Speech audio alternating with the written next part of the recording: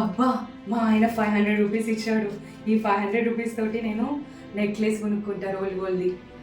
వద్దులే అయినా కూడా కమ్మలు కొనుక్కుంటా. లేదు లేదు శారీ ఏమన్నా కొనుక్కుంటా 500లో వచ్చేది. లేదు మంచిగా గాజులు కొనుక్కుంటా. మొన్న పెళ్ళికి వెళ్ళినప్పుడు ఆమె మంచి గాజులు వేసుకున్నది. అలాంటి గాజులు 150కి ఒక డజన్ వస్తే ఒక 3 డజన్లు కొనుక్కోవచ్చు. ఇంకా 50 రూపీస్ మిగులుతాయి. అయినా వద్దులే, బాబుకు ఏమైనా మంచి డ్రెస్ తీసుకుంటా మా మమ్మీ తీసుకున్నది అని చెప్పేసి మంచి హ్యాపీగా ఫీల్ అవుతాడు వాడు. లేదంటే దాచిపెట్టుకుందామా మరి?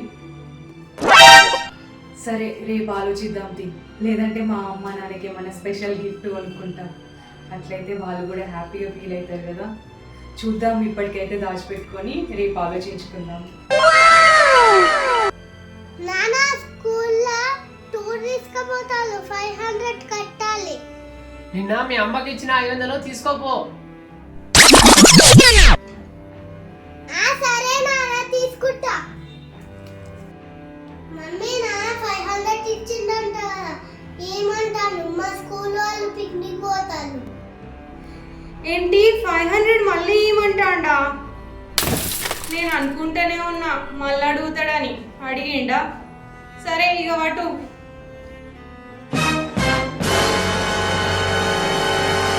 మిడిల్ క్లాస్ హోమ్ మేకర్స్కి నేను చెప్పే విషయం ఒకటే, మీ భర్త ఎప్పుడైనా చిల్లరకి అని చెప్పి డబ్బులు ఇచ్చిందంటే వెంటనే ఖర్చు పెట్టేసేయండి. లేదంటే ఇట్లనే ఏదో ఒకటి చెప్పి మళ్ళీ వాళ్ళ డబ్బులు వాళ్ళే లాక్కుంటారు. కొందరు భర్తలు అయితే ₹1,00,000 వేరే వాళ్ళకి అప్పించినా మర్చిపోతారేమో, కానీ భార్యకు ₹100 ఇస్తే మాత్రం అది జీవితాంతం గుర్తుంచుకుంటారు. ఇలా ఎవరైనా ఉంటే కింద కామెంట్ చేయండి ఫ్రెండ్స్, ఓకేనా?